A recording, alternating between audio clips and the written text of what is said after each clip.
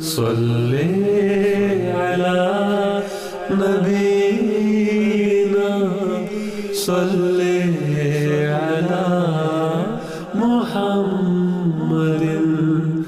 اس حوالے سے میں جو اقتباس میں نے اس میں پڑھا ہے ان لوگوں کو توجہ دلانی چاہتا ہوں جو ان مغربی ملکوں میں سوشل ہیلپ لیتے ہیں۔ مختلف ملکوں میں اس مدد کے جو بھی نام ہیں یہ حکومت کی طرف سے ملنے والی مدد ہے جو یا بے روزگاروں کو ملتی ہے یا کم آمدنی والوں کو، تاکہ کم از کم اس معیار تک پہنچ جائیں جو حکومت کے نزدیک شریفانہ طور پر زندگی کی روزمرہ ضروریات پورا کرنے کا معیار ہے۔ یہ مغربی حکومتیں بعض جو ہیں ان میں سے بڑے کھلے دل کے ساتھ یہ مدد دیتی ہیں، اور برطانیہ کی حکومت اس بارے میں بھی قابل تعریف ہے۔ شہریوں کی بڑی مدد کرتے ہیں، لیکن مجھے پتہ چلا ہے کہ بعض لوگ جو چھوٹا موٹا کاروبار بھی کرتے ہیں یا ملازمت ایسی کرتے ہیں جو پوری طرح ظاہر نہیں ہوتی، یا ٹیکسی وغیرہ کا کام کرتے ہیں، لیکن ساتھ ہی حکومت کو غلط معلومات دے کر اس سے مدد بھی لیتے ہیں، یا مکان بھی خریدا ہوا ہے لیکن حکومت سے مکان کا کرایہ بھی لیتے ہیں۔ تو یہ بات تقویٰ سے بعید ہے۔ اس طرح کر کے دورے بلکہ کئی قسموں کے جرم کے مرتکب ہو رہے ہوتے ہیں۔ ایک تو حکومت کو صحیح آمد نہ بتا کر حکومت کا ٹیکس چوری کرتے ہیں، پھر نہ صرف یہ ٹیکس کی چوری ہے بلکہ دوسروں کے اس ٹیکس کو بھی کھا رہے ہوتے ہیں جو دوسرے لوگ حکومت کے معاملات چلانے اور شہریوں کو سہولتیں مہیا کرنے کے لیے حکومت کو دیتے ہیں، پھر جھوٹ کے مرتکب ہوتے ہیں جو بذات خود شرک کے برابر ہے۔ تقویٰ تو دور کی بات ہے۔ بس ایسے اگر ہم میں چند ایک بھی ہوں تو نہ صرف اپنے آپ کو اللہ سے دور کر رہے ہوتے ہیں بلکہ جماعت کو بھی بدنام کرنے والے بن رہے ہوتے ہیں، اور جماعت کا جو وقار حکومتی اداروں اور لوگوں میں ہے اس کو کم کرنے والے بن رہے ہوتے ہیں۔ حضرت مسیح موعود علیہ الصلوۃ والسلام فرماتے ہیں کہ جب انسان خدا پر سے بھروسہ چھوڑتا ہے تو دہریت کی رگ اس میں پیدا ہو جاتی ہے۔ خدا تعالی پر بھروسہ اور ایمان اسی کا ہوتا ہے جو اسے ہر بات پر قادر جانتا ہے۔ بس ان معیاروں کو حاصل کرنے کی ہمیں کوشش کرنی چاہیے جو اللہ تعالیٰ نے ہمیں بتائے ہیں اور جن کی بار بار حضرت مسیح موعود علیہ الصلوۃ والسلام نے ہمیں تلقین فرمائی ہے۔ جو لوگ غلط معلومات دے کر چند پاؤنڈ حکومت سے لے لیتے ہیں گویا وہ زبان حال سے یہ کہہ رہے ہوتے ہیں کہ ہمارا رازق خدا نہیں بلکہ ہماری چالاکیاں ہیں۔ جہاں اس بات کی میں یہاں وضاحت کر دوں کہ حکومتی اداروں کو بعض ایسے لوگوں پر شک پڑنا شروع ہو گیا ہے اور یہ لوگ بڑی ہوشیاری سے اپنا دائرہ تنگ کرتے ہیں۔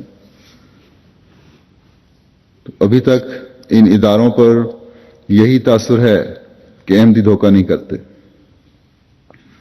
کوئی ایک بھی اس قسم کا دھوکہ دہی میں ان کے ہاتھ لگ گیا تو اچھے بھلے شریف احمدی جو ہیں جو صرف اپنا حق لیتے ہیں وہ بھی پھر متاثر ہوں گے، اور پھر جیسا کہ میں نے کہا کہ جماعت پر اعتماد علیحدہ ختم ہوگا۔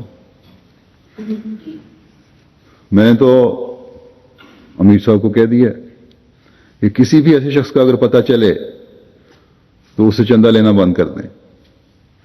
ایسے لوگوں سے چندہ نہ لینے سے اول تو جماعتی چندوں پر کوئی فرق نہیں پڑے گا انشاءاللہ، اور اگر پڑے بھی تو اس کو کوئی فرق نہیں پڑتا۔ کم از کم اللہ تعالیٰ کے حضور پیش کیا وہ مال تو پاک ہوگا۔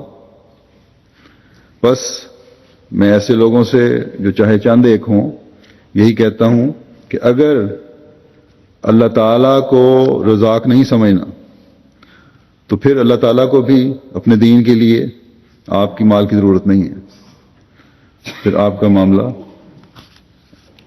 جس طرح بھی چاہے اللہ سلوک کرے۔ ایک حدیث میں آتا ہے کہ حضرت صلی اللہ علیہ وسلم نے فرمایا یقیناً اللہ عز و جل نے تمہیں پیدا کیا ہے اور تمہیں رزق عطا کیا ہے، بس تم اس کی عبادت کرو اور کسی چیز کو اس کے ساتھ شریک نہ ٹھہراؤ۔ بس اگر اس حقیقت کو ہر ایک سمجھ لے کہ اللہ تعالیٰ نے رزق پہنچانا اپنے ذمہ لیا ہے، جس کا گزشتہ خطبے میں نے ذکر بھی کیا تھا، تو حقیقی رنگ میں اس کی عبادت کی طرف توجہ رہے گی، اور جب اس کی عبادت کی طرف توجہ رہے گی تو ہم حقیقی رنگ میں اس کے عبد بن کے رہیں گے، اور پھر ہمارے اندر قناعت بھی پیدا ہوگی، اور جب قناعت پیدا ہوگی تو دوسرے کے رزق کی طرف نظر بھی نہیں ہوگی، اور جب دوسرے کے رزق کی طرف نظر نہیں ہوگی تو ناجائز ذریعے سے پیسے جوڑنے کی کوشش بھی نہیں ہوگی۔ تو اللہ تعالیٰ ہر ایک کو، یہ دعا ہے میری، اللہ تعالیٰ ہر ایک کو ہر قسم کے لالچ سے بچائے۔ حضرت مسیح موعود علیہ الصلوۃ والسلام فرماتے ہیں کہ ہمیشہ دیکھنا چاہیے کہ ہم نے تقویٰ اور طہارت میں کہاں تک ترقی کی ہے، اس کا معیار قرآن ہے۔ اللہ تعالیٰ نے متقی کے نشانوں میں سے ایک یہ بھی نشان رکھا ہے کہ اللہ تعالیٰ متقی کو مکروہات دنیا سے آزاد کر کے اس کے کاموں کا خود متکفل ہو جاتا ہے۔ پھر فرمایا اللہ تعالیٰ متقی کو نابکار ضرورتوں کا محتاج نہیں کرتا، یعنی بیکار اور چھوٹی اور جھوٹی قسم کی ہیں۔ مثلا ایک دکاندار یہ خیال کرتا ہے کہ دروغ گوئی کے سوا اس کا کام نہیں چل سکتا، اس لیے دروغ گوئی سے باز نہیں آتا اور جھوٹ بولنے کے لیے وہ مجبوری ظاہر کرتا ہے، لیکن یہ امر ہرگز سچ نہیں۔ یہ آج کل حکومت سے جو غلط بیانی کر کے مدد لیتے ہیں یا ٹیکس بچانا جو ہے، یہ بھی اس قسم کی مثال ہی ہے۔ غلط بیانی کر کے یہ چیزیں لی جاتی ہیں۔ اگر تھوڑی سی تنگی بھی ہو تو برداشت کرنی چاہیے کہ خدا کی رضا کے حصول کے لیے ضروری ہے۔ حضرت مسیح موعود علیہ الصلوۃ والسلام فرماتے ہیں کہ یہ نہ سمجھو کہ اللہ تعالیٰ کمزور ہے، وہ بڑی طاقت والی ذات ہے۔ جب اس پر کسی امر میں بھروسہ کرو گے تو وہ ضرور تمہاری مدد کرے گا۔ اللہ ہمیں اس حقیقی بھروسہ کرنے کی توفیق عطا فرمائے۔ اللہ تعالیٰ تو اپنے بندوں پر اتنا مہربان ہے کہ ان کو اس طرح توجہ دلاتا رہتا ہے کہ یہ سب طریقے اختیار کرو تو تمہارا رزق پاک بھی رہے گا اور اس میں اضافہ بھی ہوتا رہے گا۔ ایک جگہ اللہ تعالیٰ فرماتا ہے کہ وما آتیتم من زکوٰۃ تریدون وجہ اللہ فاولئک هم المضعفون۔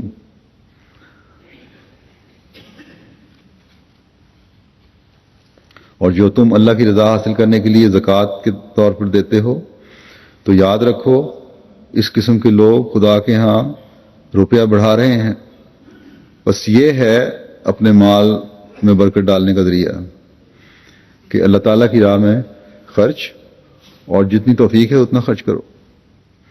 اس سے قناعت ہی پیدا ہوگی اور ترجیحات بھی بدلیں گی۔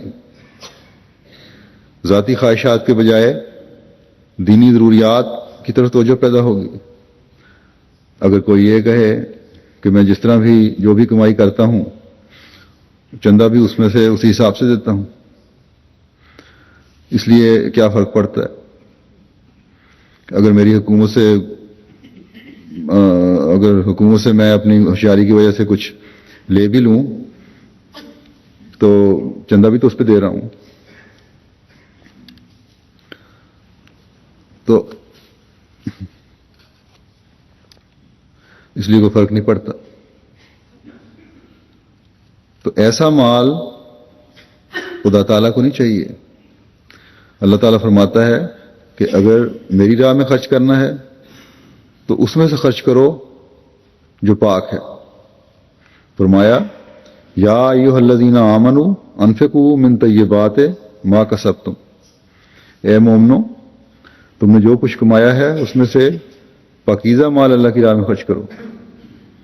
اس کا مطلب یہ نہیں ہے کہ جو برا اور اچھا سب کمایا ہے اس میں سے جو پاک ہے وہ خرچ کرو، دوسرا نہ کرو. مطلب یہ ہے کہ تم نے پاکیزہ کمائی ہی کرنی ہے اور پھر اس میں سے اللہ کی راہ میں خرچ کرنا ہے.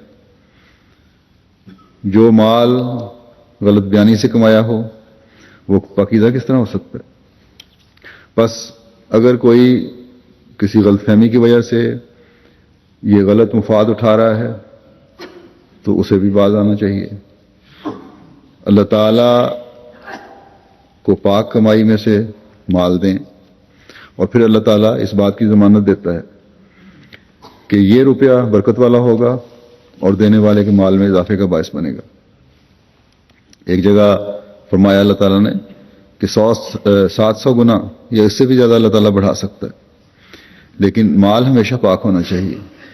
بس ہمیشہ یاد رکھنا چاہیے کہ جب اللہ تعالیٰ یہ فرماتا ہے کہ وَمِمَّا رَزَقْنَاهُمْ يُنْفِقُونَ، یعنی اور جو کچھ ہم نے انہیں دیا ہے اس میں سے خرچ کرتے ہیں، تو اللہ تعالیٰ تو ناجائز طریقوں سے نہیں دیتا.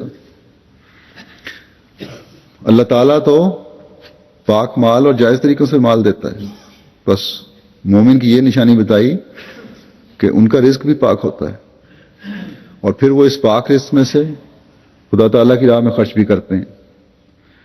کمائی تو چور بھی کرتے ہیں، ڈاکو بھی کرتے ہیں، ذخیرہ اندوز بھی کرتے ہیں، رشوت خور بھی کمائی کرتے ہیں، اور اس طرح مختلف ناجائز ذرائع سے کمانے والے بھی کمائیاں کرتے ہیں. تو کیا وہ یہ کہہ سکتے ہیں کہ یہ مال ہمیں اللہ تعالیٰ نے دیا ہے؟ اللہ تعالیٰ جو بندوں کو حکم دیتا ہے کہ عدل و انصاف کے تقاضے پورے کرو، کیا وہ دوسرے کے حق کو مارنے والے کی کمائی کو جائز قرار دے سکتا ہے؟ کبھی نہیں ہو سکتا. گو کہ پاکستان میں یا اور بعض ملکوں میں ناجائز ذرائع سے دولت کما کر کہتے ہیں کہ اللہ نے دیا ہے یہ، تو یہ گندا مال خدا کا نہیں ہو سکتا، یہ تو شیطان کے ذریعے سے کمایا ہوا مال ہے. اور یہ پاکستان میں جو بڑے بڑے تاجر بنے پھرتے ہیں یا پیسے والے، ایسا مال کما کے پھر ڈٹائی سے یہ بھی کہتے ہیں، ان کا یہ حال ہے کہ اپنے گھروں کے اوپر بھی پھر لکھ کے لگا دیتے ہیں کہ ھذا من فضل ربی انا للہ، یعنی کہ غلط طریقے سے مال بھی کماتے ہیں، اس کو پھر اللہ کا فضل بھی قرار دیتے ہیں. سیاستدان ہیں تو وہ قوم کا مال لوٹ رہے ہیں. وہ غلط طریقے سے کمایا ہوا مال چاہے چھوٹے پیمانے پر ہو یا بڑے پیمانے پر ہو طیب مال نہیں ہوتا، اور جو طیب مال نہیں وہ اللہ تعالیٰ کا مال نہیں اور نہ ہی اللہ تعالیٰ کو قابل قبول ہے. بس ہر احمدی کو یہ خیال رکھنا چاہیے کہ اس کا مال پاک ہو، اور اگر وہ اپنے مال میں اضافہ کرنا چاہتا ہے تو پھر خدا تعالیٰ کی راہ میں خرچ کرے، تو دیکھے کہ کس طرح اللہ تعالیٰ اس میں برکت ڈالتا ہے.